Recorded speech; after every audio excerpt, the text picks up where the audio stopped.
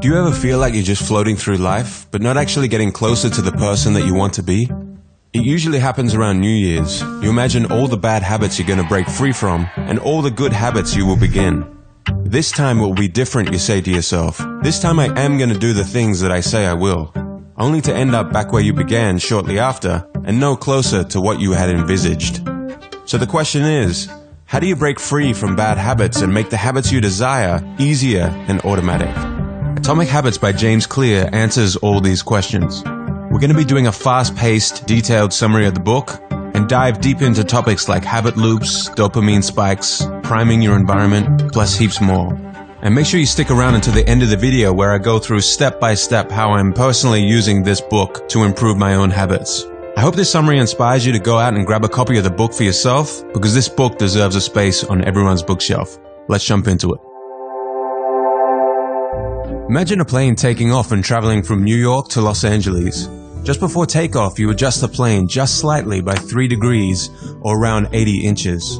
If you were to keep flying in a straight line, you would end up closer to Tijuana in Mexico than in your intended destination of Los Angeles. And the same goes for our habits.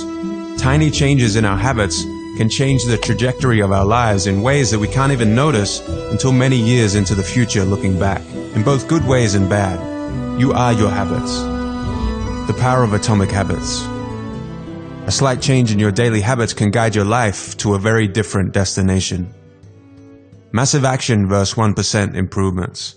Far too often we convince ourselves that massive success is only possible through massive action in any goal we are pursuing. We expect ourselves to make some quantum leap or momentous improvement that will gain others' attention. However, it is the tiny improvements that aren't even noticeable at first that create incredible change. Let's look deeper into the math. 1% better every day for a year will compound to 37 times better, but 1% worse every day over a year will bring you close to zero. Your habits can compound against you in the form of things like stress or negative self-talk, or they can compound for you in the form of things like knowledge, productivity, skills, and relationships. Success is the product of daily habits, not once-in-a-lifetime transformations. The truth about progress.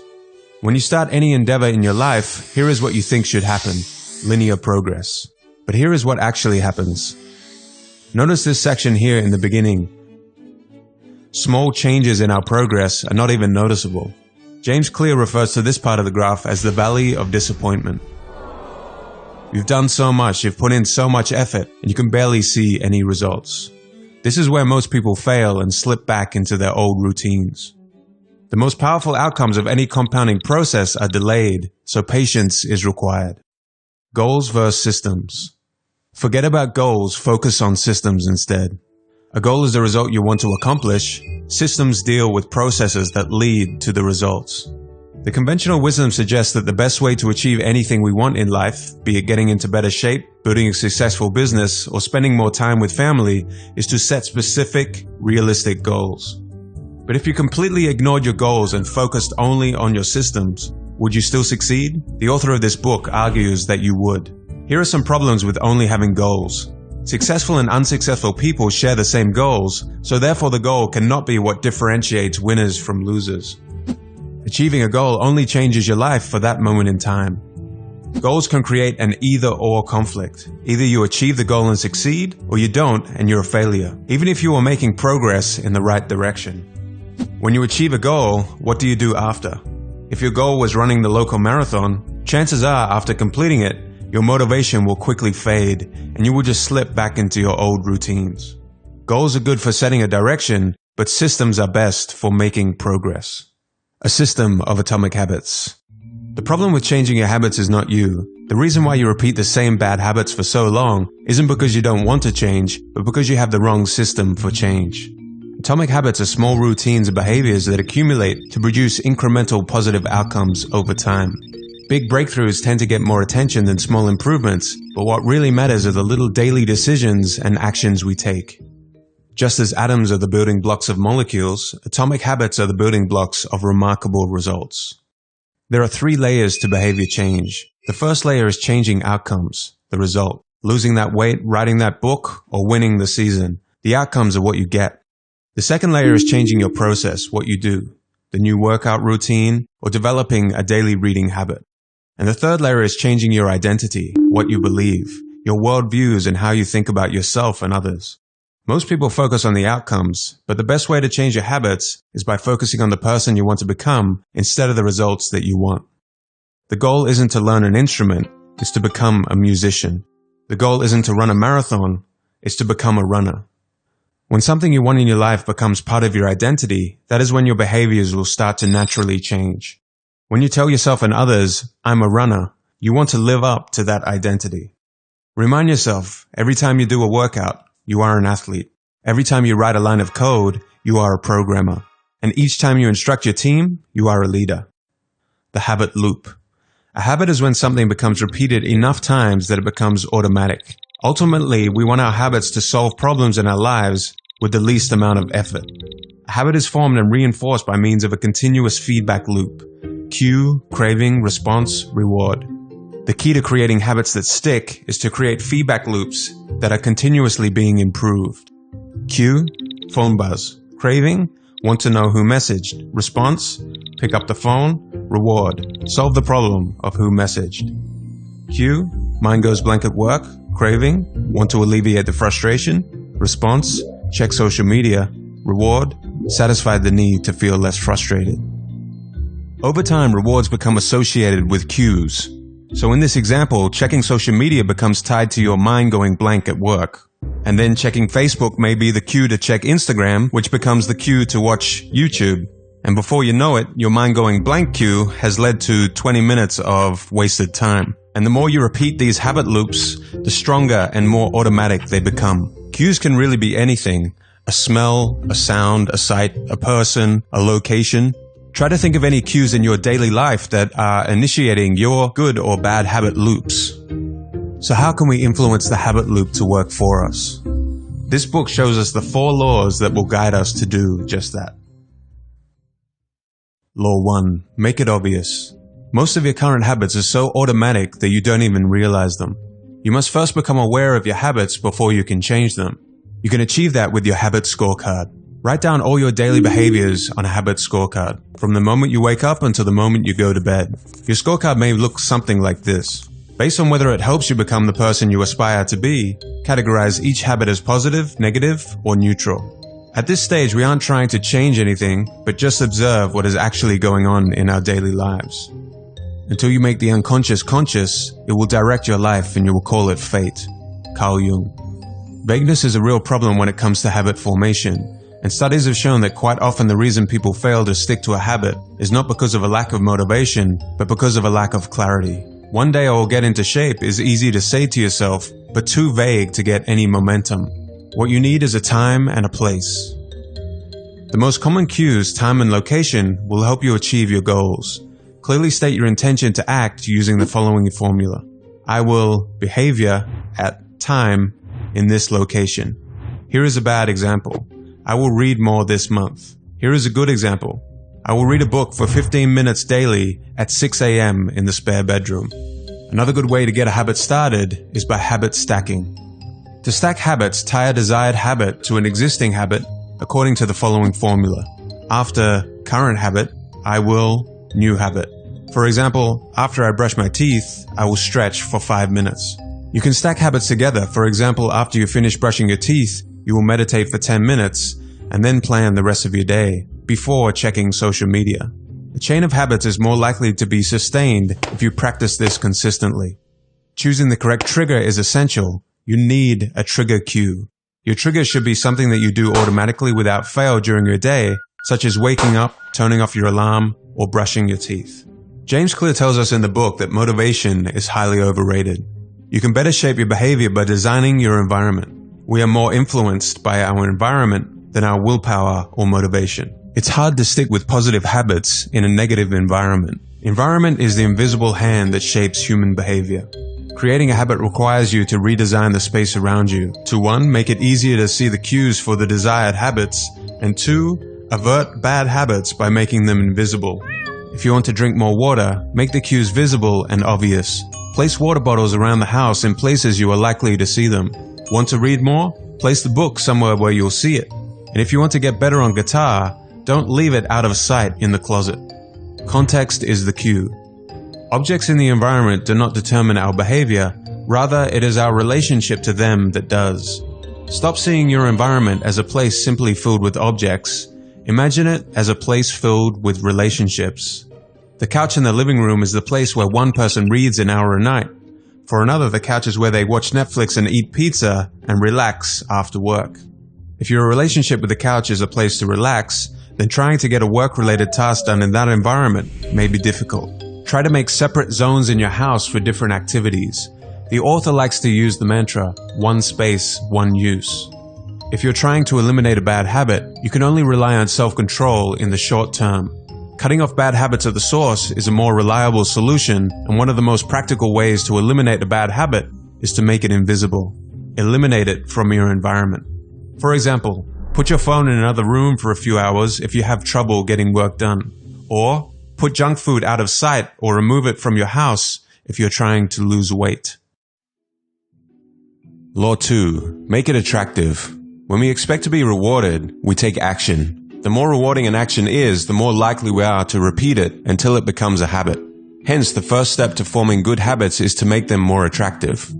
Understanding how dopamine affects your body will help you. Dopamine. Our motivation levels are affected by dopamine, a hormone and neurotransmitter. We are more motivated to act when our dopamine levels rise. By measuring dopamine, scientists can pinpoint the exact moment at which craving occurs. It was once assumed that dopamine was just about pleasure, but now we know it's vital to many neurological functions, including motivation, memory, learning, punishment, as well as voluntary movement. The hormone dopamine is released not only when we experience pleasure, but also when we anticipate it. Gambling addicts have a dopamine spike right before they place a bet, not after they win. Let's dive deeper into dopamine spikes. Using social media, eating junk food, and taking drugs are all associated with high levels of dopamine and are highly habit-forming. Think about before going on a vacation. Sometimes the thinking and anticipation of the vacation is better than the actual vacation. Seeing the junk food you desire surges dopamine, not after eating it. Drug addicts increase dopamine when they see the drugs, not after taking them. The craving is what causes us to take action in the first place. Making a habit attractive is vital, because it is the expectation of a rewarding experience that drives us to act. Here you can use a strategy known as temptation bundling. The temptation bundling process makes a habit more attractive by combining an action we need to do with one that we want to do. For example, you could bundle watching Netflix, something you want to do, with working out, something you need to do. Temptation bundling applies a psychology principle known as Premack's principle. Developed by Professor David Premack, the Premack principle states, more probable behaviors will reinforce less probable behaviors. In other words, even if you're not looking forward to doing some exercise, you become conditioned to do it because you get to do something else you really enjoy. Group influence. We are continually wondering, what will others think of me, and altering our behavior based on the answer. We are influenced by the people closest to us and the groups that we belong to. If you're trying to build a good habit, one of the best ways to reinforce the habit is to find and become part of a culture where that habit is the norm. If you want to get into better shape, surround yourself with fit people. If you want to read more, join a book club. Primal motivators, the source of cravings. In your normal everyday life, you wouldn't say something to yourself like, I want to eat pizza because I need to consume this food to survive. Surface-level cravings are merely manifestations of our deeper underlying motives, and these underlying motives guide our behavior. Here are some examples from the book of underlying motives. Conserving energy, obtaining food and water, finding love and reproducing, connecting and bonding with others, winning social acceptance and approval, reducing uncertainty, achieving status and prestige. Your brain did not evolve with a desire to smoke cigarettes, check Instagram every 5 minutes, or to play video games. Online platforms and products do not invent new motivations, but rather appeal to the underlying motives of human nature that we already have to gain our attention. Your habits are modern-day solutions to ancient desires, new versions of old vices. The underlying motives behind human behavior remain the same.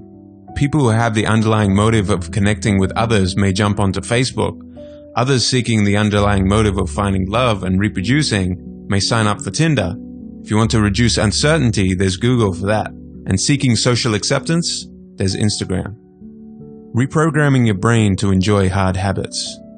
You can make hard habits more attractive if you can learn to associate them with a positive experience.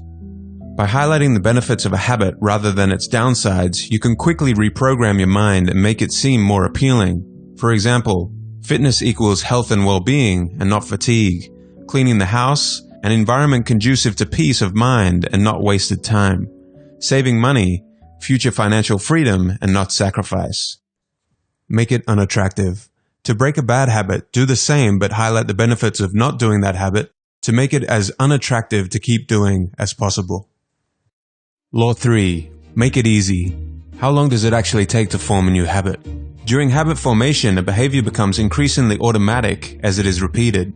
As you repeat an activity, your brain changes in order to become more efficient at doing it. Long before neuroscientists dug into the process of forming habits, repetition was known as a powerful tool for establishing habits. You activate particular neural circuits associated with habits every time you repeat them. So framing habit formation in terms of time is flawed.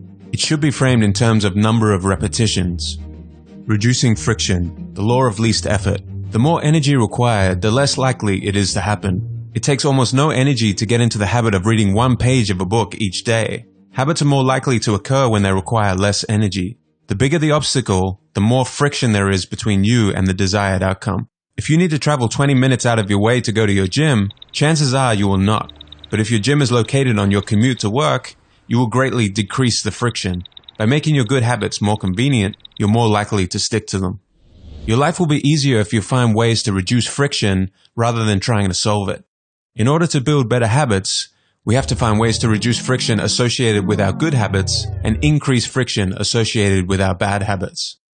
Priming the environment for use. By automating or setting up your environment, you can reduce the friction for future action. For example, I will lay out my workout clothes the night before, so when I get up, I can get moving in the morning. Or to prepare a healthier breakfast, place the pan on the stove, cooking spray on the counter, and gather the ingredients the night before. Again, to reduce any friction. Using the 2-minute rule to stop procrastinating. Using the 2-minute rule can help you establish small habits that will lead to success in bigger ones. Find a simple 2-minute version of your desired habit. You want to scale down your desired outcome. Running a marathon becomes putting on your shoes and stretching for 2 minutes. Reading an hour per day becomes reading 1 page. You need to get the routine anchored in place and then slowly build up the difficulty.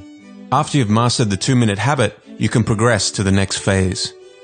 To make something more difficult, think about ways you can create barriers of friction between yourself and the bad habit. Make it as impractical as possible. If you want to watch less TV, unplug the TV after each use and put the remote in an inconvenient location. When you go shopping, leave your credit cards under the seat of the car if you have a bad habit of spontaneous spending. Do anything you can to make your bad habits less likely to occur. Law 4. Make it satisfying. The most important rule of behavior change. A feeling of pleasure is a message to the brain, this feels good, let's repeat this next time. When you experience pleasure, your brain learns that a behavior is worth remembering and repeating. What is immediately rewarded is repeated.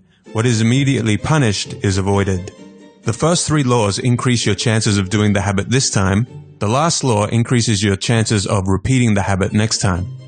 The mismatch between immediate and delayed returns.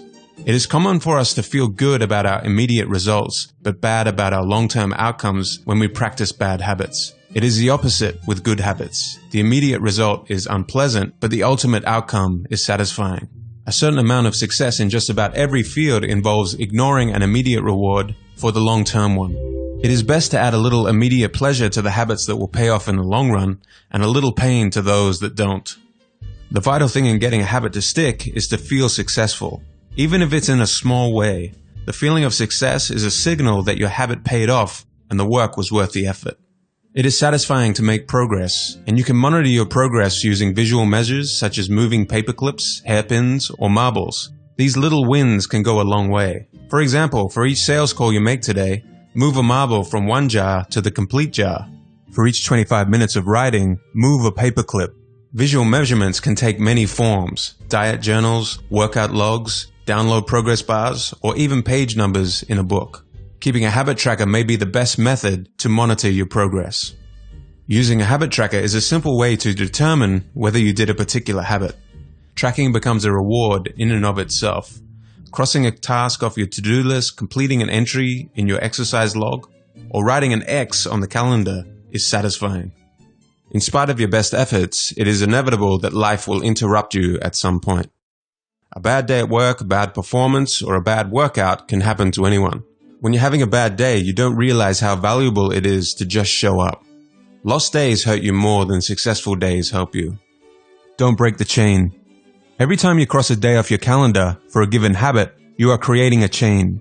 Showing up is so important. Missing 2 days or links in a row is the start of a bad habit. Even if you usually do 50 push-ups, just do 10 on that given day if that means not breaking the chain. Breaking a bad habit. Make it unsatisfying. A behavior is less likely to occur when pain is immediate. Being held accountable by a partner is a good way to keep your desired habits in check. We all want to be liked and respected, so we would rather just avoid the punishment that we will be held accountable to. For example, I owe you $10 every time I miss a workout, plus the respect I lose for failing to do what I said I would. Your behavior is more likely to be influenced by concrete and immediate consequences. The habit contract. You can create a habit contract to hold yourself accountable, just as governments use laws to hold citizens accountable. You can create a habit contract either verbally or in writing, which makes it clear that you will honor a particular habit and there will be punishments if you do not. You can then use your accountability partners to enforce this contract. Okay, so it's one thing to read a book, but another to actually apply it to your life. So I'm going to try and visually represent how I've personally been using this book to build systems around my habits the past few months. After you guys read the book, maybe your approach will be different than mine or much better. Or maybe there are some parts that I completely missed or could improve upon. So do let me know in the comments below. The good habits I wanted to develop were more consistent workout and reading routines. The bad habit I wanted to eliminate was becoming distracted and over-consuming social media. First, I completed the habit scorecard. This gave me a good idea of habits I could try to eliminate, but more importantly, it gave me an idea of daily habits I was already doing that I could stack my new habits with. Ultimately, when you find the habits you want to work on, you want to be pushing the desired good habits towards this side of the spectrum and the bad habits towards this side. For the working out habit, the first step was to make the cues more obvious, and I had a few tools that I could use from the book. In this case, I used what James Clear calls the implementation strategy. So I will work out at 6 a.m. in the living room. Next, I tried as best I could to design my environment conducive to this new habit. I took my dumbbell set out of the closet and I put them in the living room. I also found a few pictures of healthy physiques on the internet and put them in places around the house as cues that would remind me of the habit. Next, I moved on to the craving phase. So to increase dopamine and motivation, I bundled the workout with listening to some of my favorite podcasts, and I also implement reprogramming of the brain, so I tell myself repeatedly, I don't have to do a workout, but I get to build strength and a healthier body. And that subtle shift in mindset has gone a long way. Ideally, joining a gym or finding a group of people to work out with would be even better to strengthen this habit, but unfortunately all the gyms are closed where I live, so I'm kind of on my own, and these two tools will have to suffice for the moment. Next, making it easy.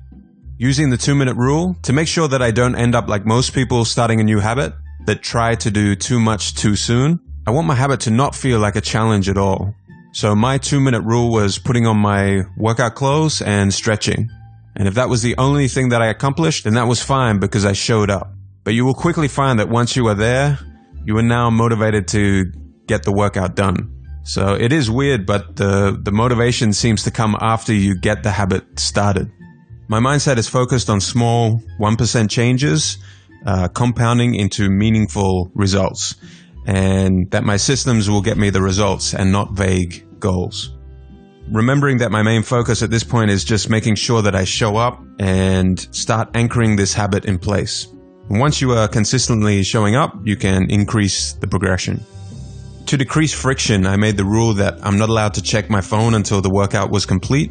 If I get distracted by emails or social media, it is one excuse and one step of friction between myself and the workout getting completed.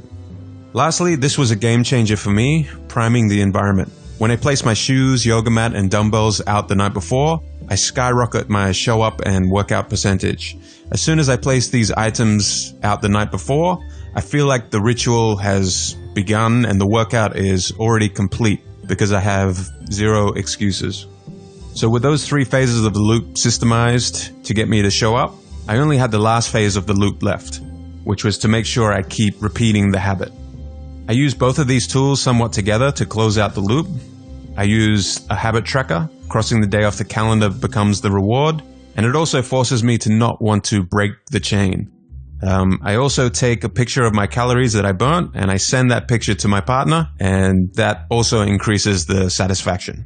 Mindset-wise, I begin with identity, and I remind myself after each workout that I want to become the kind of person that enjoys fitness and doesn't miss workouts. I don't put all my focus on outcomes such as I want to be 10 kilograms lighter by such and such a date. And I also remind myself that I need to be patient for the results and that I'm probably still somewhere in this valley of disappointment before I will see those results. I went through the same process with the reading habit with a few minor changes. So I used the habit stack. After making a coffee, I will read for 90 minutes. So making a coffee was my trigger cue for reading. My one space, one use rule was reading on the balcony of the apartment.